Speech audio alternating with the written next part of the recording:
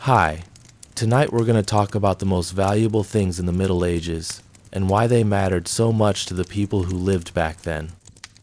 It wasn't always about gold and silver. Sometimes the things that shaped entire kingdoms were as simple as salt, or a horse, or even a loaf of bread. Before we begin, I'd love to know, where are you listening from tonight, and what time is it where you are? Are you in the United States, maybe just winding down after a long day? Or somewhere in Europe where it might already be late into the night? Or perhaps in Asia or Australia, where a brand new day is about to begin? Let me know in the comments. I really enjoy seeing all the different places you're tuning in from. And if you're new here, or if you've been enjoying these sleepy history stories, don't forget to subscribe to the channel. That way, you'll always have something calm and relaxing to drift off to whenever you need it. Alright, now let's proceed to the story. Our story does not start with golden crowns or glittering jewels, but with something much simpler. Something white, crystalline, and ordinary to us today. A grain of salt. Salt, a tiny thing, a thing you might not notice as you sprinkle it on food, a thing that costs almost nothing in a modern store. But in the long centuries of the Middle Ages, salt was not small at all. Salt was not ordinary. Salt was survival. To understand why salt mattered so much in the medieval world, you have to imagine life without the conveniences we take for granted today. No refrigerators, no plastic packaging, no freezers humming quietly in the corner of the kitchen, no electricity at all. In those times, food spoiled quickly. Meat turned sour, fish rotted, vegetables shriveled. Milk curdled into uselessness if not quickly consumed. People had to find ways to make food last. And salt, simple salt, was the answer. Salt preserved life. It kept meat edible through the long winters. It kept fish safe to eat when villages far from the sea needed nourishment. It allowed grain stews, breads, and simple dishes to taste a little less bland. It gave people something to rely on when harvests were poor or storms destroyed the crops. It kept armies marching, sailors sailing, and peasants surviving. Salt was, in truth, the foundation of medieval existence. Think for a moment about a medieval household preparing for winter. The harvest had come in. The animals had been slaughtered. Families worked to cure the meat that would keep them alive until spring. Without salt, there was no way to keep the meat safe to eat. Without salt, families faced hunger. Without salt, people faced famine. The demand for salt shaped the very map of medieval Europe. In coastal towns, salt was harvested from seawater. People built shallow ponds where the tide flowed in. The sun dried the water, leaving behind white crystals that could be collected and sold. Inland, miners dug deep into the earth to bring out blocks of salt, carved from ancient deposits left behind by seas long vanished. Merchants then carried this salt along winding roads and dangerous paths. These merchants traveled in groups, forming caravans. Mules or oxen carried heavy sacks on their backs. The caravans moved slowly across the countryside. They passed through forests, across rivers, and over mountains. They faced the dangers of bandits, storms, and broken wheels. Yet they pressed on, because what they carried was worth the risk. A single load of salt could be exchanged for silver, grain, or even livestock. To many communities, salt was as precious as gold. Because of its value, rulers did not ignore salt. Kings and lords taxed it heavily. Entire towns and even regions grew rich from salt production. Some governments demanded payment in salt rather than coins. In France, centuries later, a salt tax known as the gabelle became so hated that it fueled unrest for generations. But the root of this story goes back to the Middle Ages, when salt was already understood as a resource too valuable to ignore. Salt also carried a symbolic meaning. In churches, salt was part of blessings and rituals.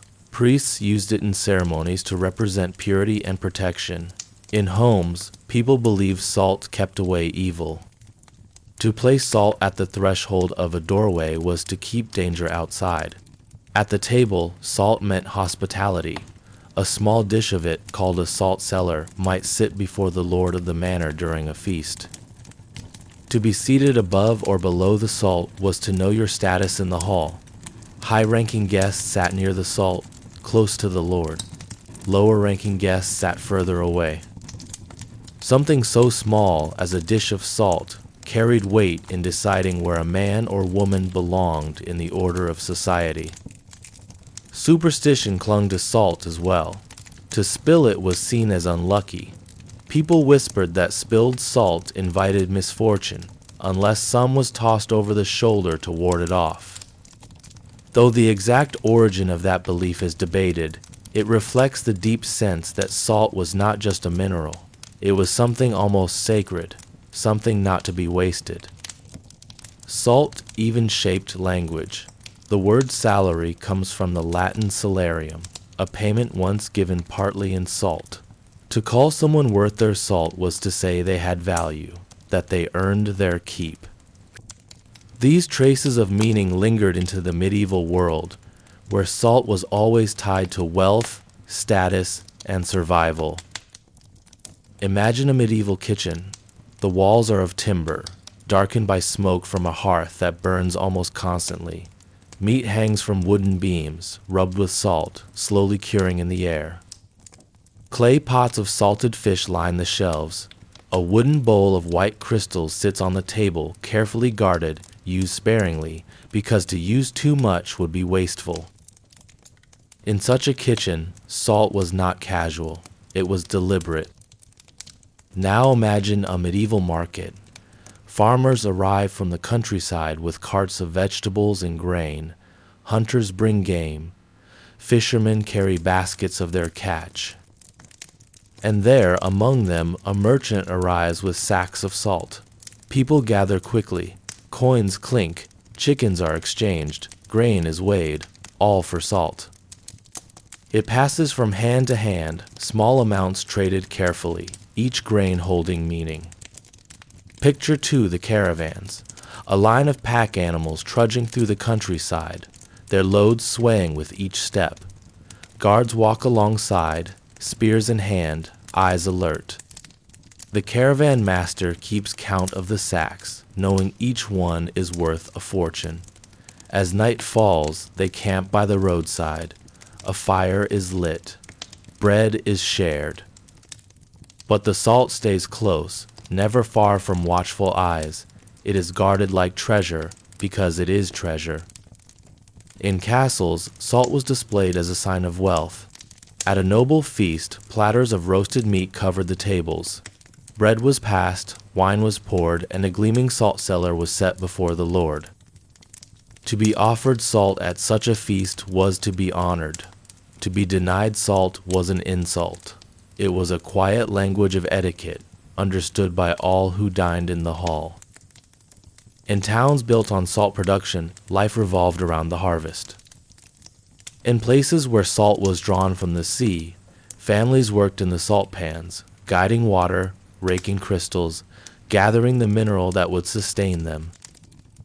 In mining towns, men descended into the earth, chiseling out heavy blocks. It was hard labor, dangerous labor, but it brought income and stability. Towns flourished where salt was found because salt drew trade, and where trade flowed, life improved. Salt was not just a European story.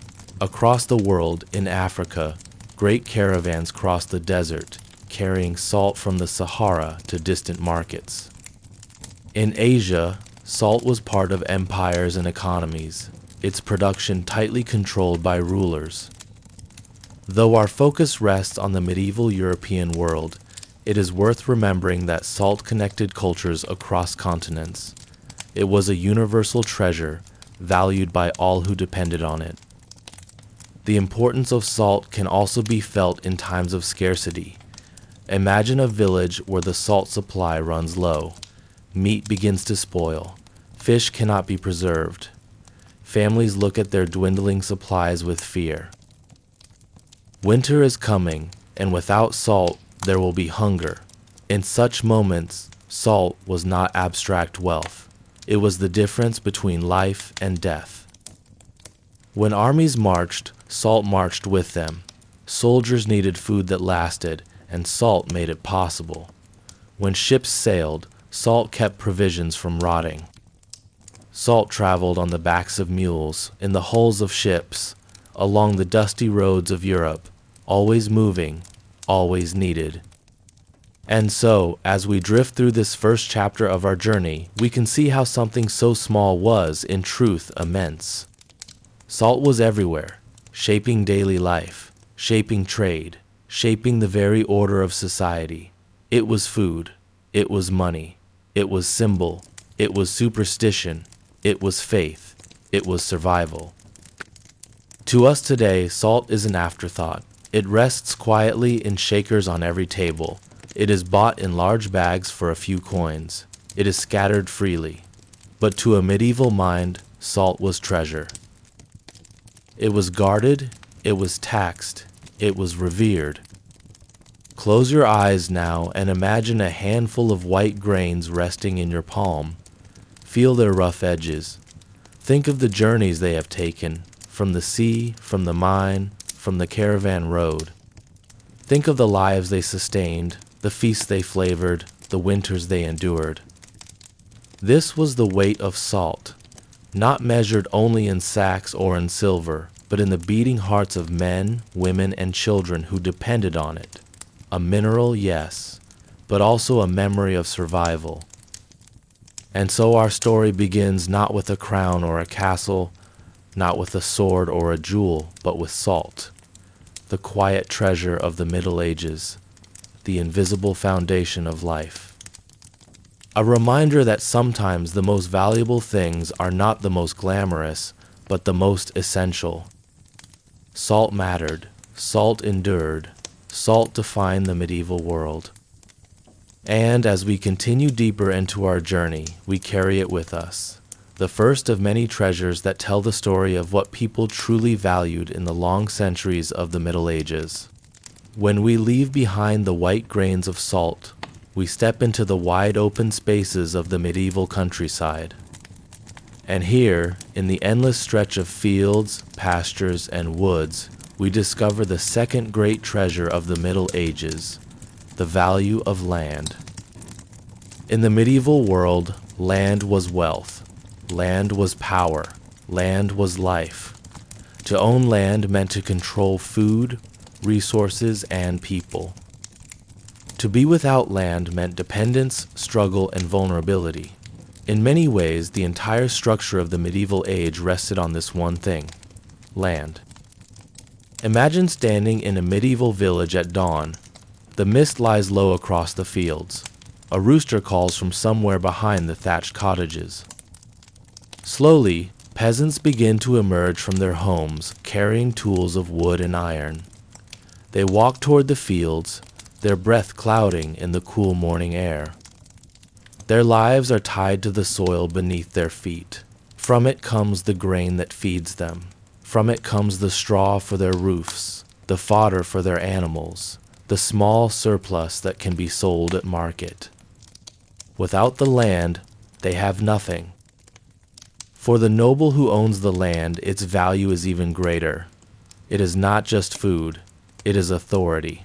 A lord who holds a manor commands the loyalty and labor of those who live upon it. The peasants farm the land, tend the animals, and give a portion of their harvest to the Lord. In return, the Lord offers protection, justice, and the promise of stability in a dangerous and uncertain world. This system, which historians later called feudalism, was built upon the simple truth that land was the most important possession of all. The size of your land decided the size of your influence.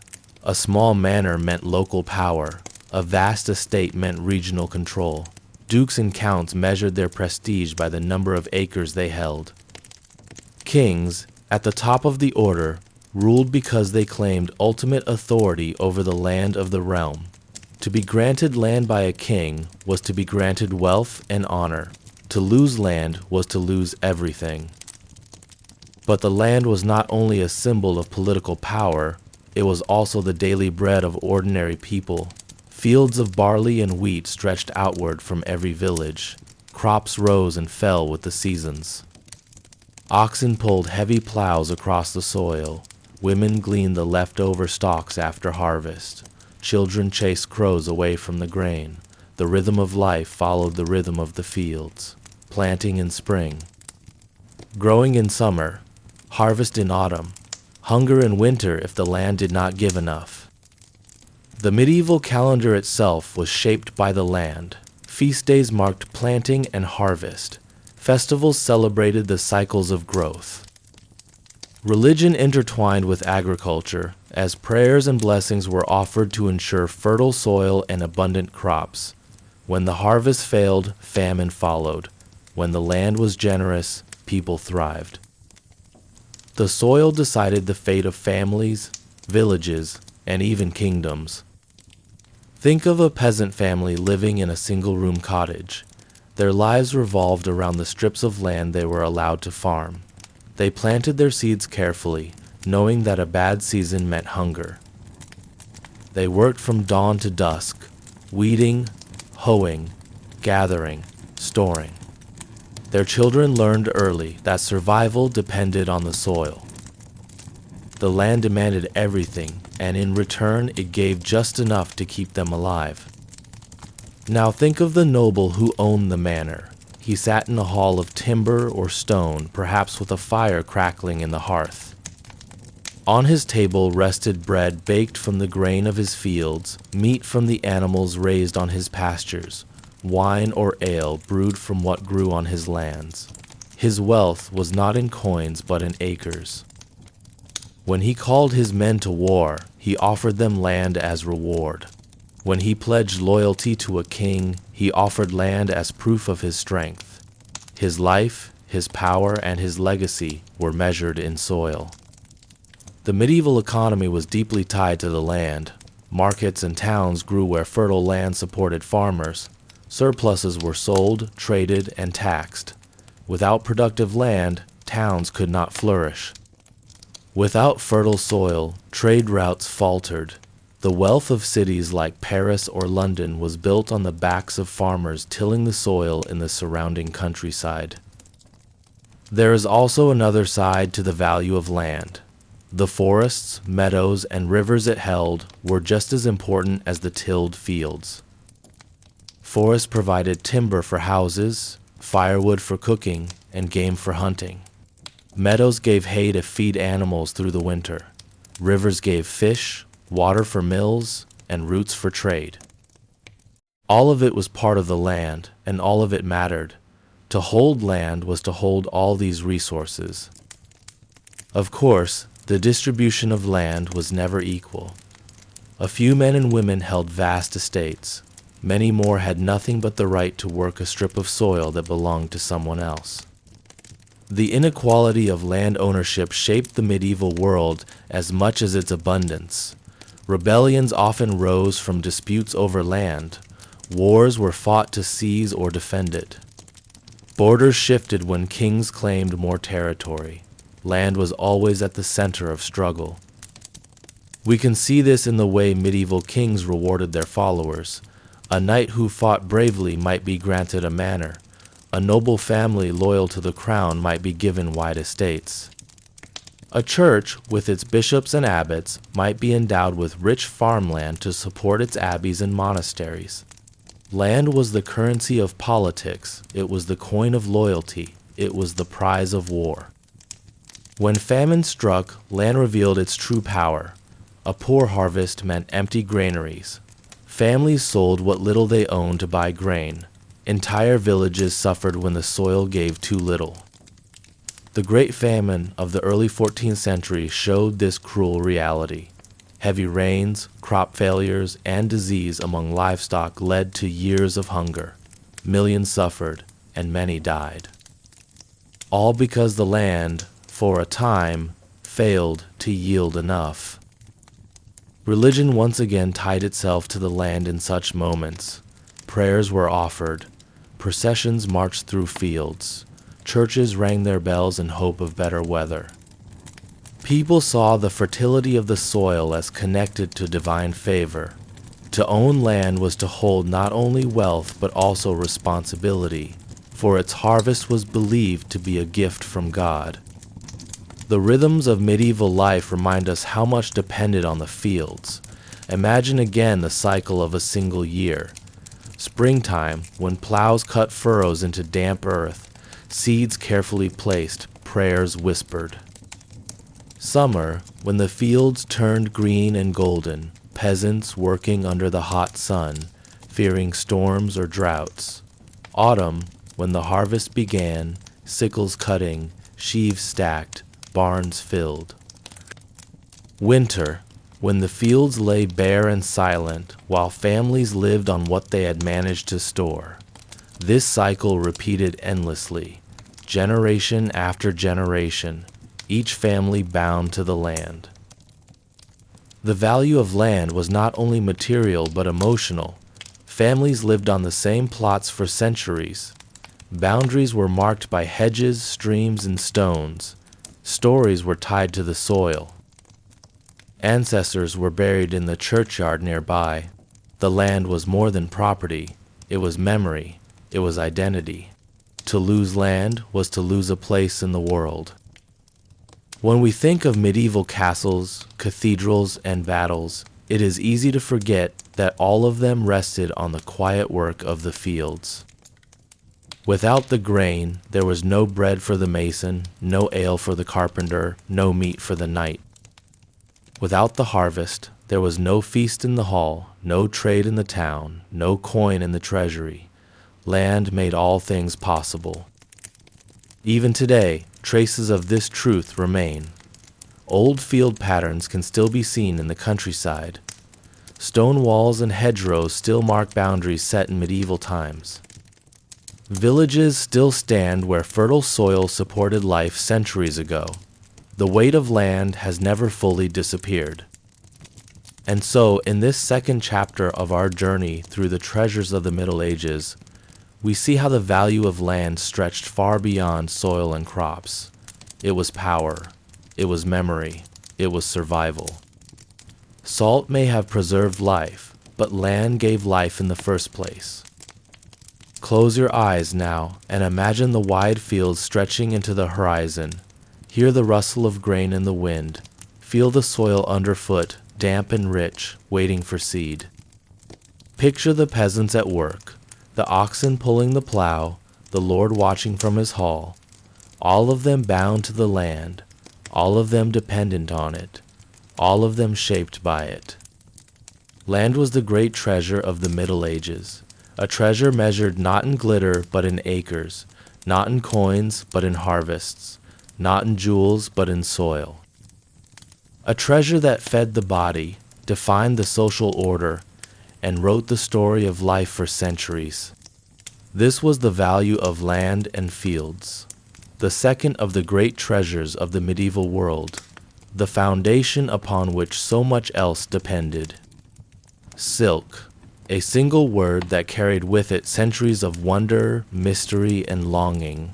In the medieval world, silk was not just a fabric, it was a dream woven into threads.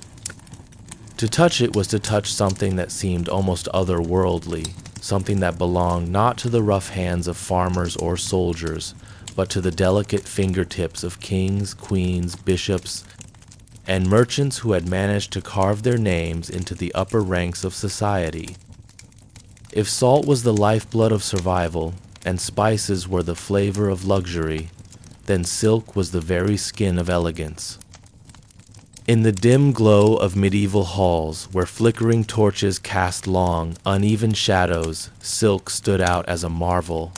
Picture a feast in a nobleman's castle. The table is long, the food rich with the spices carried from distant ports, the air warm with the smoke of candles. Around the hall, banners hang, but not all banners are made equal. Some are coarse wool, dyed deep red or green. Others, however, shimmer faintly, catching light like water under the moon. These are silk banners, rare, delicate, yet impossibly strong. The nobles seated at the high table might wear tunics of wool lined with fur in winter, but the lord's wife drapes herself in a gown of silk. It flows as she moves, glimmering slightly, as if stitched with starlight. The peasants who serve at the edge of the hall cannot help but glance at it, their eyes following the gleam of the fabric. For them, it is as unreachable as the heavens themselves. But how did silk reach these halls, these courts, these marketplaces of Europe? The answer lies in the great arteries of the medieval world. Long before ships carried barrels of salt or sacks of pepper into bustling Mediterranean harbors, caravans had set out across the endless stretches of Asia carrying silk.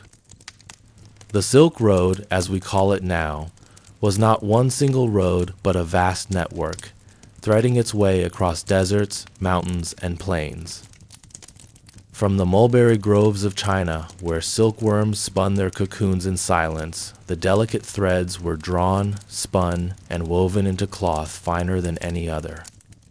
To own silk was to own a piece of the East itself, a whisper of lands most Europeans could only imagine. The journey of silk was long, and every stage of its travel added to its cost, to its mystery, to its aura of unattainable splendor. A single bolt of silk might pass through the hands of dozens of traders. Each added their margin, their risk, their time. By the time it reached a marketplace in Venice, Genoa, or Bruges, its value was almost beyond measure. Imagine a merchant in Venice, standing by his stall along the Grand Canal. He unfurls a roll of silk before a customer, the sheen catching the sunlight, shifting from deep crimson to gold depending on the angle. The buyer, perhaps a wealthy nobleman or a bishop, reaches out to touch it. His fingers sink into the softness, and for a brief moment he feels as if he has touched something sacred. The deal is made. Gold coins change hands, and the merchant smiles, already calculating the profit. Yet the nobleman feels something else. He feels elevated, as though he has acquired not just fabric, but status itself. Silk carried meaning. It was more than warmth, more than fashion. In the medieval imagination, silk suggested refinement, holiness, power. Churches too desired it. Step into a cathedral on a feast day, and you might find the altar draped in silk cloths, embroidered with gold thread. Vestments of priests shimmered as they moved, their garments reminding the congregation that the divine deserved the finest of the earth's offerings. In Rome, in Canterbury, in Santiago, silk became part of worship, its otherworldly beauty thought fitting for the rituals of faith. And still, silk's origins remained a guarded secret. For centuries, China had kept the mystery of silk locked away. The knowledge of how silkworms could be coaxed into producing this marvel was protected, passed down carefully, never shared beyond the empire's borders. Legends told that carrying silkworm eggs or mulberry seeds out of China was punishable by death. The monopoly gave China immense power. Foreign kingdoms might crave silk, but they could not create it. They had to trade for it, pay dearly for it, dream about it. Over time, secrets did slip through. The Byzantine Empire, in its ambition, sought to break the monopoly. Stories say that in the 6th century, monks smuggled silkworm eggs hidden in hollow canes, carrying them all the way to Constantinople. From there, silk production spread slowly westward. Yet, even with these efforts, the full mastery of silk remained elusive. Asian silks still carried a prestige no European imitation could fully match. In the markets of Paris or London, a bolt of silk might sell for the equivalent of years of labor. Few could afford it. Those who did wore it proudly, as a signal of wealth and of belonging to the upper ranks. A king might grant a length of silk to a favored knight as a reward. A queen might stitch silk into her gown as a display of grace. A merchant's wife, if she could afford even a ribbon of silk for her hair, would feel herself lifted into another world. But silk was not only about fashion, it was also about imagination. The very texture of it spoke of something distant, exotic, untouchable.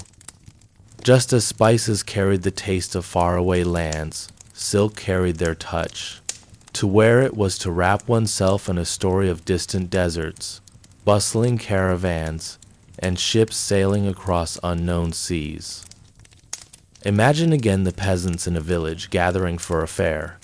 Among the stalls of wooden toys, rough wool cloaks, and simple pottery, one merchant displays a single scarf of silk. The villagers crowd around, staring at the way it catches the light. Most cannot afford even a scrap, but they talk of it for days. One young girl touches it lightly when the merchant allows her, and she remembers it for the rest of her life, the softest thing she has ever known.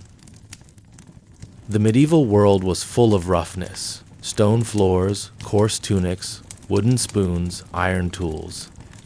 Against this backdrop, silk seemed almost like magic. Smooth where everything else was rough, shimmering where all else was dull, fragile yet strong, it was a reminder that somewhere beyond their horizon, there were wonders unimaginable. Even rulers used silk as a form of diplomacy. A gift of silk was a gesture of respect, of alliance, of honor. When ambassadors arrived at foreign courts, bolts of silk might be exchanged as tokens, binding kingdoms together not with words alone, but with the silent promise of shared luxury. And in every corner of Europe, from the courts of kings to the humble churches of villages, silk whispered of a wider world.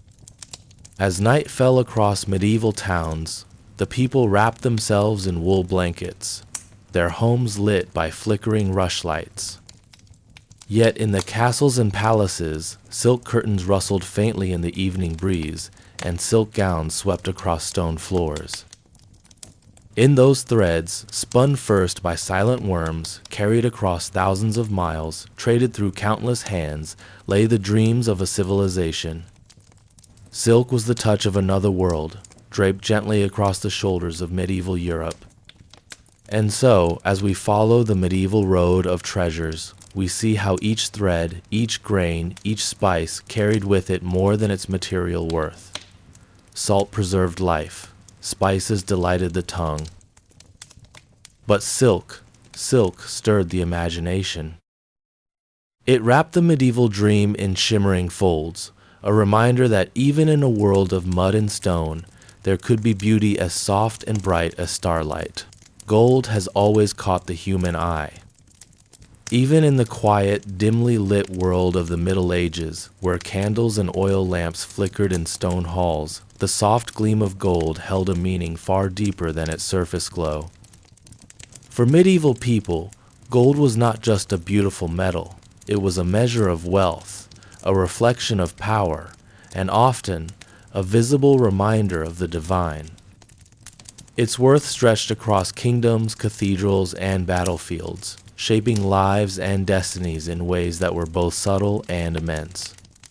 If you close your eyes and imagine the heart of a medieval cathedral, towering stone arches rising toward heaven, sunlight might stream through stained glass windows in soft colors.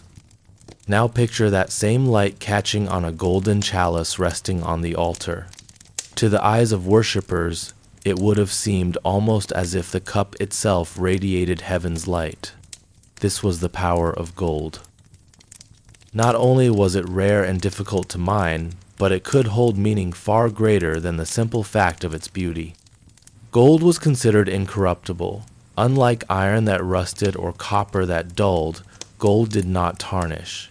Its glow remained, year after year, unchanged by the touch of time. That permanence made it an earthly reflection of eternity. Silver, too, carried its own weight and meaning.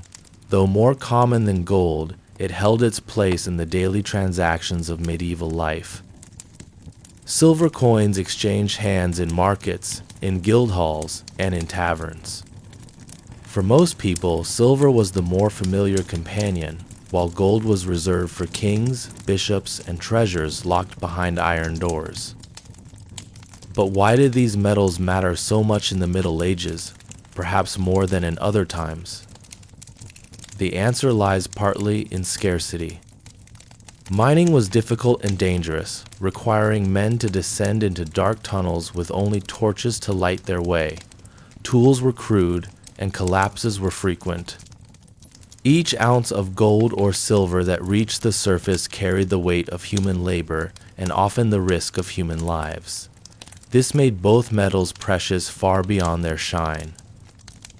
Kings needed gold and silver to mint coins, to pay armies, and to build alliances. A chest filled with silver pennies might mean the difference between victory and defeat. Merchants depended on silver currency to grease the wheels of trade that connected villages to cities, and cities to faraway lands. For the church, golden relics and vessels reinforced the sense of heaven on earth, giving the faithful something to see and touch that felt unchanging in a world of hardship. Let us walk together into a medieval treasury. Imagine heavy wooden chests banded with iron, their locks secured with keys only a few trusted men could hold. Inside, cloth wrappings might reveal glittering coins, chalices studded with jewels, and crosses of pure gold. The sight of these objects was overwhelming, even intimidating. They were more than mere possessions. They were symbols. To own such treasures was to declare power, to suggest divine favor, and to impress both allies and rivals. Gold and silver also flowed beyond the halls of kings. Think of merchants in the bustling towns of Italy weighing out silver coins on careful scales, or bankers in Florence who calculated debts and credits using gold florins. These coins traveled across Europe, linking people together in invisible chains of commerce. A merchant in England might accept coins minted in France. A German knight might be paid in Florentine florins for his service abroad.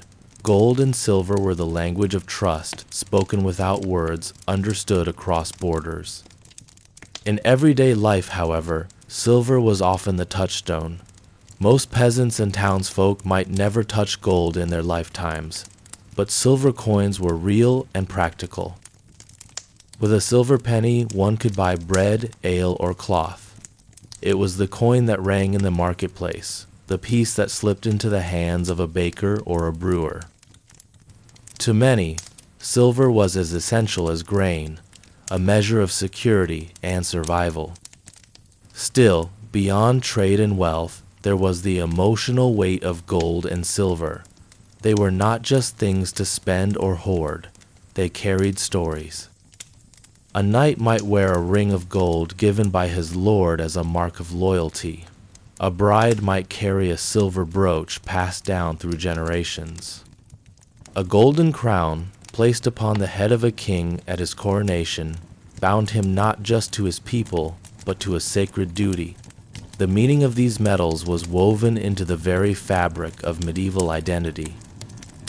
And so, as we think of gold and silver in the Middle Ages, we see more than glittering surfaces. We see reflections of faith, of power, of survival.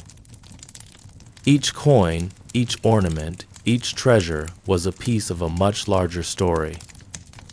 The story of how humans, in their search for permanence, beauty, and security, found it in metals pulled from the dark earth and lifted into the light. Gold and silver were not only valuable, they were reminders of the eternal, the divine, and the fragile balance of power and trust. They mattered because they connected people to each other, to their rulers, and even to their understanding of heaven itself. Close your eyes and let your thoughts drift back to the Middle Ages. Imagine the quiet countryside at dawn, dew still clinging to the grass, and the low sound of hooves echoing on a dirt road. Horses were more than animals in this time. They were strength, wealth, and survival bound together. Without them, Much of medieval life would have moved far slower, both in the fields and on the battlefield. A horse in the Middle Ages was not a simple creature to its owner. It was a lifeline, a measure of status, and often the most valuable possession in an estate. Land and castles could show wealth, but a strong, well-bred horse was a living symbol of power. Horses carried knights into battle, pulled plows through stubborn soil, drew carts heavy with goods, and brought messages across kingdoms. They shaped the rhythm of life in ways both visible and unseen. There were many kinds of horses, each bred and trained for a purpose. The destrier, the great war horse of the night, was famed for its power. It was tall, muscular, and trained to fight alongside its rider. These were expensive, and few could afford them. Owning a destrier was a mark of nobility. Then there were the coursers, swift and lighter, often used in battle too, though they cost less. Their speed made them useful for raids or when quick movement was needed. For travel and daily life there were the palfreys, smoother in gait, prized for long journeys. A noble lady riding to a feast or a lord traveling between estates would prefer a palfrey. They were not as strong as destriers, but admired for comfort and elegance. Then came the rounceys, more affordable, used by squires, men-at-arms, and ordinary riders. Peasants might use smaller, sturdier breeds to pull plows or carts. Each horse had its place, and each was valued according to its role. The cost of a horse could be staggering. A destrier might cost more than a knight's yearly income. Some were so precious they were gifted between kings as marks of alliance. To lose a war horse in battle was more than a financial loss. It was a blow to pride and strength.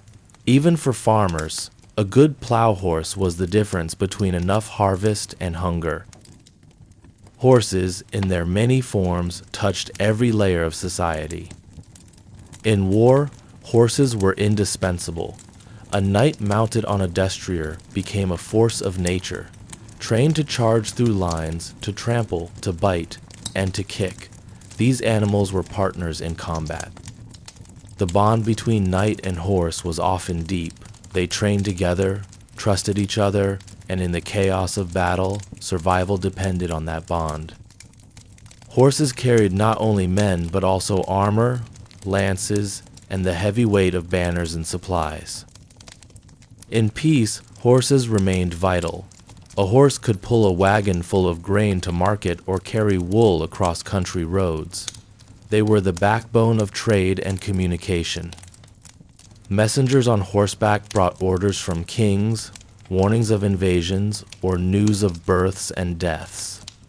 Without horses, kingdoms would have felt far larger and far slower. Beyond their work, horses carried meaning. They were symbols of nobility and chivalry. In songs and poems, a knight was rarely mentioned without his steed. To give a horse as a gift was a gesture of honor. To steal one was a crime of high order. Horses appeared in tournaments, in pageantry, and in displays of wealth. The color of a horse, the cut of its mane, and the quality of its saddle all spoke of the rider's place in society.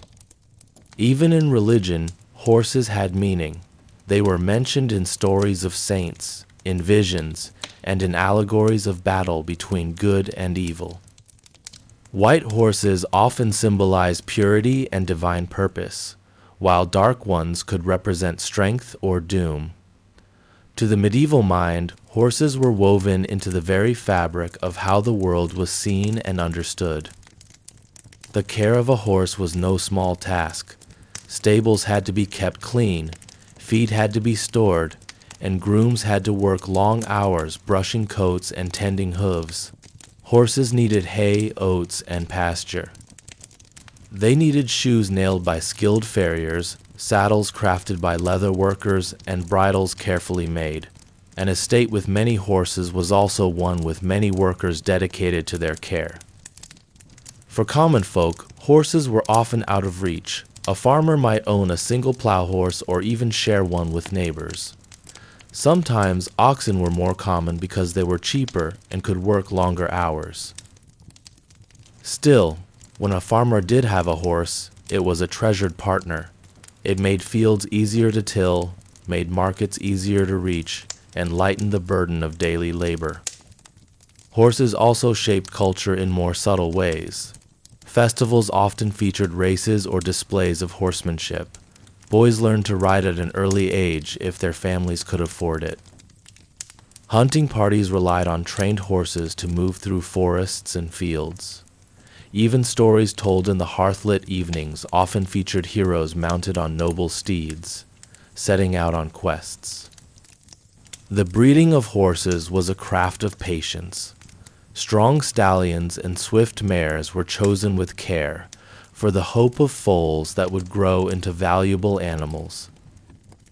A well-bred horse might secure its owner wealth, honor, or a place in service to a lord. The lineages of prized horses were remembered almost like noble families. In times of famine or war, horses sometimes bore another burden. People might be forced to eat them, though this was rare and often frowned upon. To kill and eat a horse was to admit desperation, for it was like consuming the very strength of the household. Still, when survival demanded it, even horses were not spared. So when you think of the Middle Ages, do not only picture castles, knights, or stone churches. Picture also the horse, standing quietly in a stable, or galloping across a field, or pulling a heavy cart through mud. They were the heartbeat beneath the surface, moving the people, the goods, and the armies that shaped history. Horses were wealth and work, beauty and burden, pride and necessity. They carried kings and plowmen alike.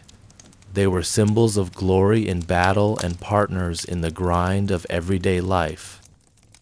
More than almost anything else, they remind us how deeply medieval life was tied to the strength of animal muscle and the trust between human and beast. And as you drift deeper into this story, you might imagine the soft sound of hooves fading into the distance, steady and calm, carrying the world of the Middle Ages along one quiet step at a time. The sea has always been both a path and a mystery. For the people of ancient Greece, ships were more than vessels that cut across the water. They were lifelines that carried grain from Egypt, wine from Lesbos, olive oil from Attica, and bright red pottery from Corinth. Ships were floating threads that tied together city-states, colonies, and foreign lands into a web of trade, diplomacy, and war. When you imagine a Greek ship, it is tempting to think of massive galleons, but the truth is far more practical and varied. There were slender triremes, warships that bristled with oars, designed for speed and maneuverability. Each trireme carried around 170 rowers, arranged in 3 tiers, their oars dipping and rising in perfect rhythm, guided by the steady beat of a drummer or the sharp call of a flute. These ships did not rely on brute force alone. They relied on synchronization, the discipline of men moving as one, so that the vessel skimmed across the water like a living creature. Then there were merchant ships, round-bellied and slow, designed not for speed, but for endurance. These vessels carried amphorae filled with oil, jars of grain, bundles of textiles, and blocks of marble. Their wide hulls swayed heavily as the winds pressed their sails. In calm waters, sailors supplemented the sails with oars, but mostly these ships relied on favorable winds and careful navigation along the coastlines. To the Greeks, ships were not merely wood and rope, they were part of the rhythm of life. A farmer in Attica might never set foot on a ship, but he would eat grain brought by one, pour oil from an amphora that had crossed the sea, and hear news of distant wars carried by sailors. The economy of entire city-states depended on their harbors. Athens, with its bustling port of Piraeus, was a hub where ships arrived from across the Mediterranean, carrying wealth, culture, and stories. Shipbuilding itself was an art and a science. Carpenters shaped pine and fir into planks, binding them with mortise and tenon joints and sealing them with pitch.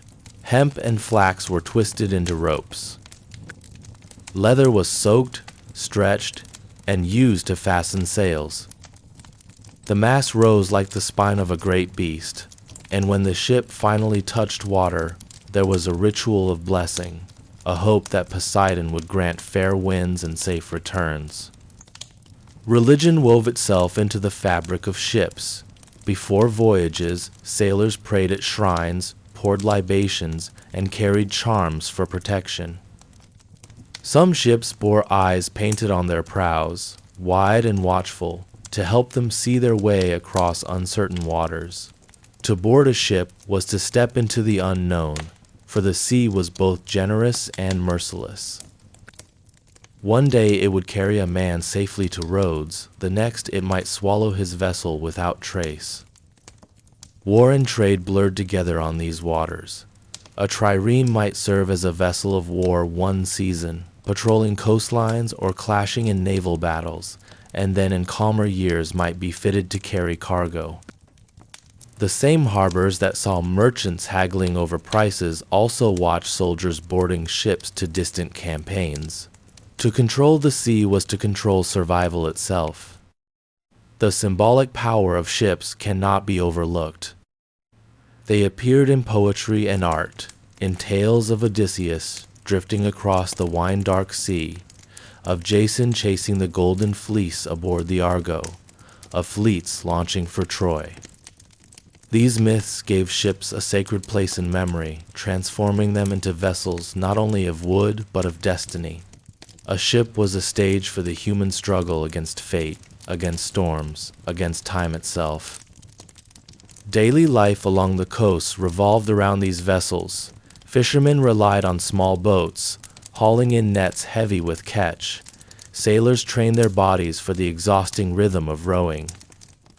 Dockworkers loaded amphorae and stacked bundles of goods.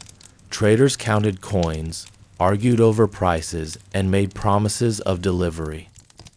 In each of these roles, ships tied together human effort, labor, and hope. Children played at the edges of the docks, watching the tall masts sway and dreaming of adventures. Old men sat by the harbors, recalling storms survived, shipwrecks mourned, and journeys that took them to places they could scarcely have imagined in their youth. For them, the sea was not just water, and ships were not just tools. They were chapters in a larger story, one that stretched from the dawn of Greece to the distant horizons. Ships were fragile in truth, yet mighty in meaning. They held entire economies in their wooden bellies. They carried soldiers to battles that would decide the fate of city-states. They spread ideas, languages, and cultures. They connected the Greek world with Egypt, Phoenicia, and beyond. In their sails was not only wind, but ambition. To understand ancient Greece, you cannot look only at temples and markets. You must also look at the harbors, where ships rocked gently against the docks, their ropes creaking, their sails furled, waiting for the call to set out again.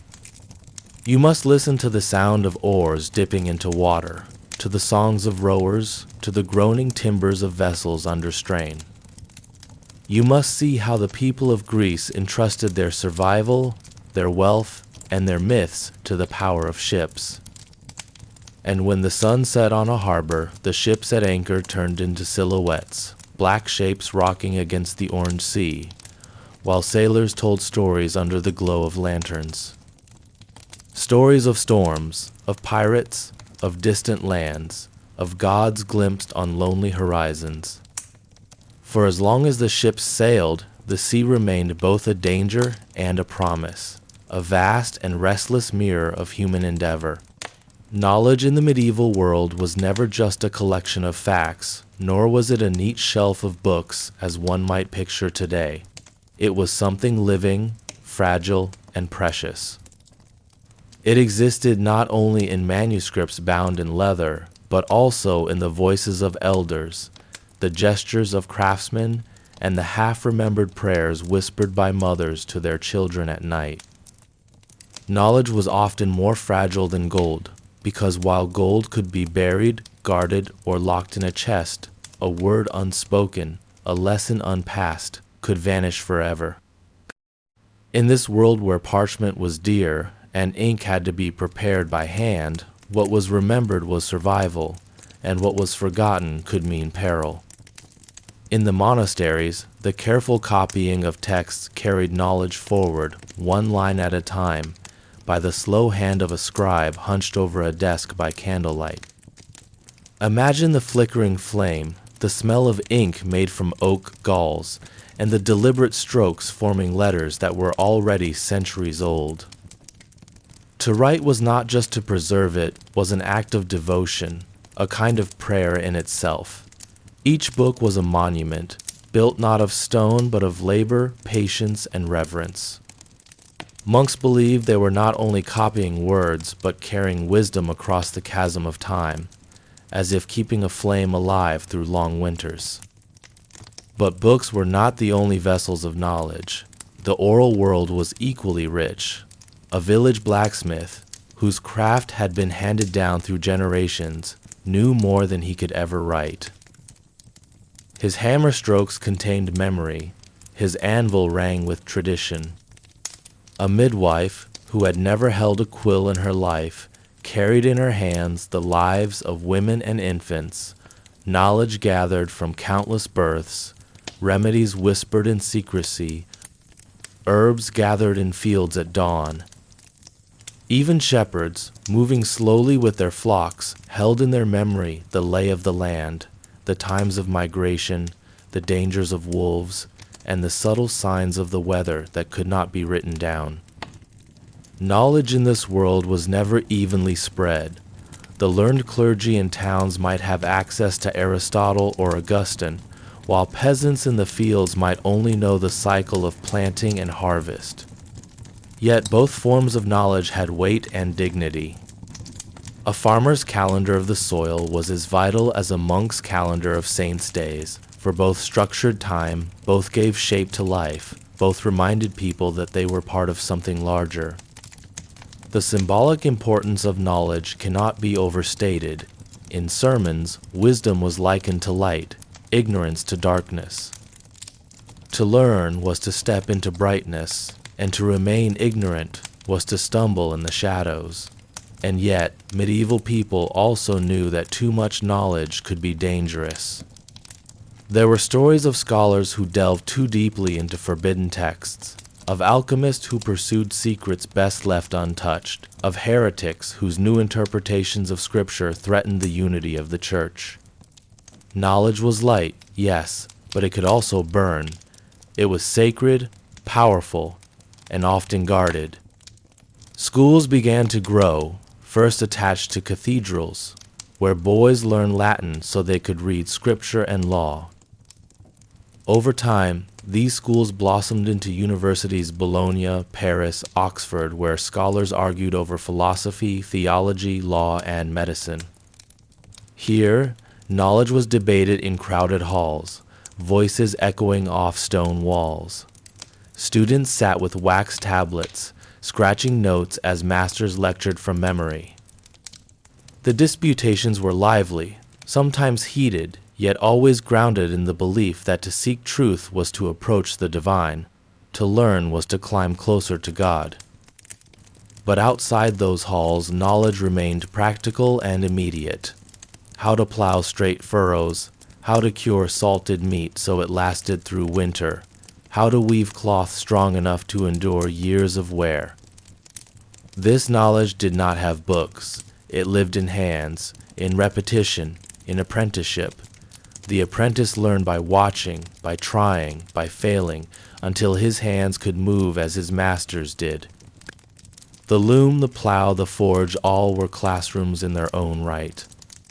The economy of knowledge shaped lives too.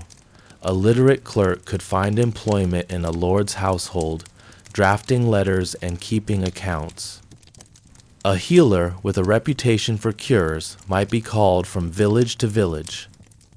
A mason who knew the mysteries of stone and geometry could travel from one cathedral project to another, finding work wherever walls rose skyward. Knowledge was a currency, as valuable as silver, often more so, because it could not be stolen easily. It had to be earned, carried, remembered. Symbolically, knowledge tied people to their faith. To read scripture was to open a door to salvation. To chant the Psalms was to join a chorus that stretched beyond the earth into heaven itself. Stories of saints and martyrs carried lessons as much as inspiration, and even in superstition charms against illness, prayers to ward off storms, knowledge and belief intertwined. People may not have known the reasons, but they knew the rituals, and in the repetition of these rituals there was comfort, a sense of continuity with generations past. In daily life, knowledge was everywhere, even in the simplest acts. A child learned to knead bread not just by instruction, but by placing her hands in dough beside her mother's, feeling the texture change, watching for the rise. A boy followed his father into the woods and learned to distinguish the tracks of deer from those of wolves. These were not lessons in classrooms, but lessons in survival, and they were cherished in their own quiet way. Over time, as the centuries moved forward, knowledge spread further. The arrival of paper from the East, lighter and cheaper than parchment, allowed more text to be written. Traders carried stories, songs, and even recipes along their routes, spreading ideas as surely as they carried spices. And with each exchange, Europe grew just a little more connected, just a little more aware of worlds beyond its own fields and forests. Yet still, knowledge remained something one had to seek. To be learned was to be set apart, often admired, sometimes feared. A wise woman could be seen as a healer or as a witch. A scholar might be respected for his wisdom or condemned for his arrogance. Knowledge brought power, but also responsibility. It was, in many ways, a double-edged sword. And so, in thinking of knowledge in the medieval world, one must imagine it not as a vast library, but as a scattering of small flames across a wide darkness. Each flame, whether a book in a monastery, a farmer's knowledge of the soil, a mason's skill with stone, or a mother's memory of remedies, lit a small circle. Some flames were bright enough to spread far. Others glowed only in one household, one workshop, one field. Together, they made a constellation of human memory and effort, fragile yet enduring. As our long journey through this medieval world comes to its end, it is fitting that we rest upon the idea of knowledge, for it is knowledge passed down in story, in text, in memory, that has allowed us to glimpse their lives across the centuries. Without it, their days would be lost to silence.